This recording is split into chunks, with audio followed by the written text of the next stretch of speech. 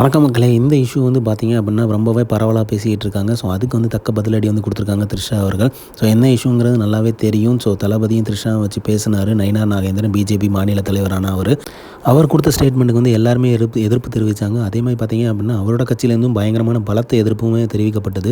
இந்த இஷ்யூக்கு தான் பார்த்தீங்க அப்படின்னா ரீசெண்டாக இப்போ வந்து த்ரிஷா அவர்கள் வந்து தகுந்த ஒரு ரிப்ளை கொடுத்துருக்காங்க. அவங்க லாயரை வச்சு என்ன சொல்லியிருக்காங்க பார்த்தீங்க அப்படின்னா, இவ்வளோ பெரிய கட்சியில் தலைவர்லேருந்து இப்படி ஒரு அருவருப்பான பேச்சை எதிர்பார்க்கல.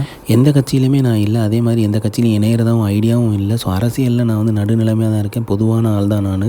முக்கியமாக பார்த்தீங்க அப்படின்னா தனிநபரோட வாழ்க்கையை பற்றியோ அவங்களோட செயல்பாடுகளை பற்றியோ வந்து பொதுவெளியில் பேசுவது வந்து நல்லது கிடையாது.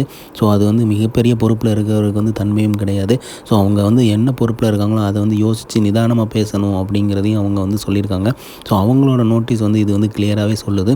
ஸோ இந்த நோட்டீஸ் வந்ததுக்கப்புறம் பார்த்தீங்க அப்படின்னா பத்திரிகையாளர் வந்து நயினார் நாகேந்திரன் அவர்கள்ட்ட கேட்டபோது இது வந்து நான் வருத்தம் தெரிவிச்சுக்கிறேன். ஸோ என்ன வந்து எதிர்பாராமல் வந்தது தான், நான் தனிநபர் தாக்குதல் எது வரைக்கும் பண்ணதில்லை அப்படிங்கிறத குறிப்பிட்டிருக்காரு. வருத்தம் அடைஞ்சிருந்தாங்க அப்படின்னா அதுக்கு நான் முழுமையாக வந்து வருந்துகிறேன், அதுக்கு வருத்தம் தெரிவிச்சுக்கிறேன் அப்படிங்கிற மாதிரி ஃபைனலாக சொல்லியிருக்காரு. ஸோ இனிமேல் வந்து இந்த மாதிரி தனிநபர் தாக்குதல் இருக்காதுங்கிறத நம்புவோம். அதே மாதிரி யார் மேலேயும் வைக்காமல் எந்த கட்சியுமே இருந்தாலுமே நல்லாயிருக்கும் அப்படிங்கிறத நம்புவோம்.